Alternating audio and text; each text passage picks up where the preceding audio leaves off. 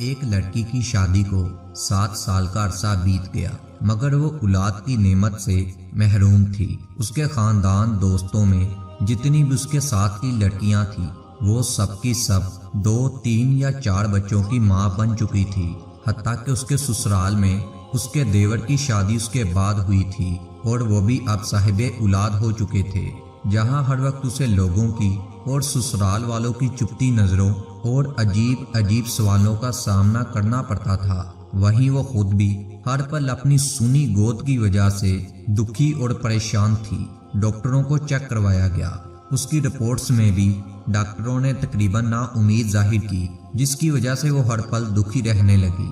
مگر اس کے دل میں ایک امید رہتی تھی کہ اللہ تعالیٰ سے بڑا کوئی ڈاکٹر نہیں، وہ چاہے تو کچھ بھی ناممکن نہیں ہے۔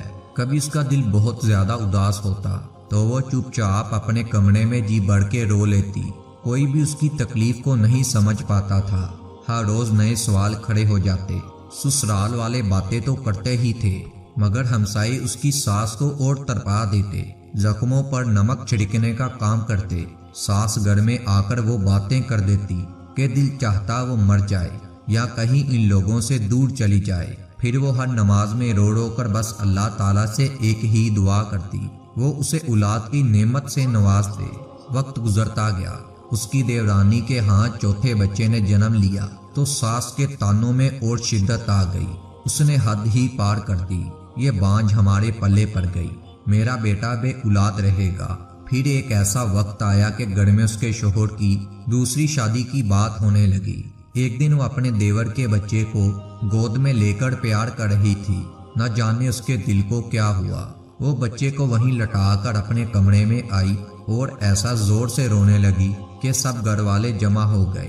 اس کو تسلی دینے کی بجائے سب لوگ یہ کہنے لگے کہ یہ دیور کے بچوں سے جلتی اور حسد کرتی ہے، مگر ان کو یہ کون سمجھاتا کہ وہ ان کے بچوں سے جلتی نہیں، بلکہ اپنی خالی گود دیکھ کر اپنا دل کھٹا کر لیتی ہے۔ کہتے ہیں کہ وہ ان لوگوں میں سے تھی جو اپنی خوشیاں بھی دوسروں کی جولی میں ڈال دے۔ ایک دن باتیں حد سے زیادہ بڑھ گئی، وہ خود پر قابو نہ رکھ سکی۔ آج اس کے آنسو بھی سب بندھن توڑ کر بہنے لگے۔ واحد اس کے ایک شوہر تھے جنہوں نے اس کو کبھی تانا نہیں مارا تھا۔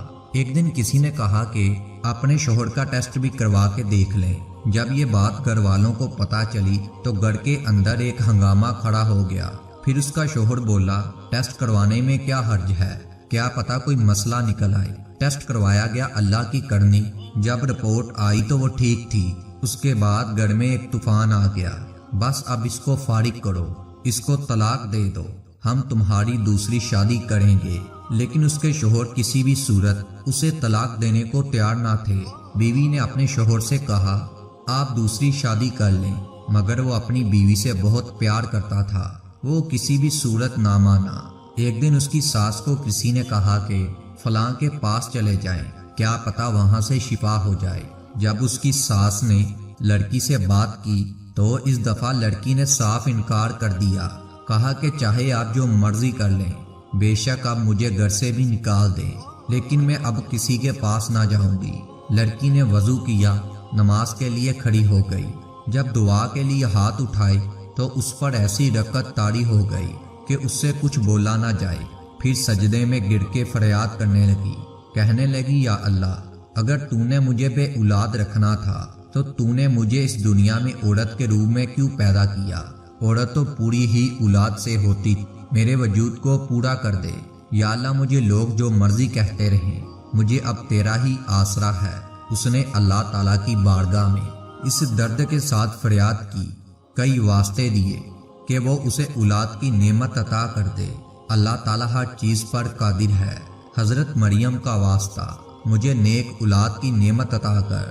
اس رات سجدے میں رو رو کر اس نے ایسی فریاد کی کہ اس کی آو بکا سن کر کائنات کی ہر چیز شاید اس کی سفارشی بن گئی اور اس کا اللہ تعالیٰ پر بھروسہ جیت گیا۔ چند ہفتوں کے بعد وہ ہوا جس کی کسی کو بھی امید نہ تھی۔ ڈاکٹر کو چیک کروایا گیا، ڈاکٹر بار بار اس کی رپورٹ کو دیکھتے رہے کہ ایسا کیسے ہو سکتا ہے۔ پھر اس کو خوشخبری سنائی کہ تم ماں بننے والی ہو۔ یہ سنتے ہی بنا کسی چیز کی پرواہ کیے وہ لڑکی ہسپتال کے فرش پر ہی سجدے میں گر گئی اور اللہ تعالیٰ کا شکر ادا کیا۔ لوگ آپ کو کچھ بھی کہیں، چاہے وہ کوئی بھی معاملہ ہو، بس اللہ تعالیٰ پر یقین رکھیں، ہمیشہ اچھا کریں۔ اللہ تعالیٰ ایسے ایسے راستے کھولے گا جہاں سے کسی کو امید بھی نہیں ہوگی۔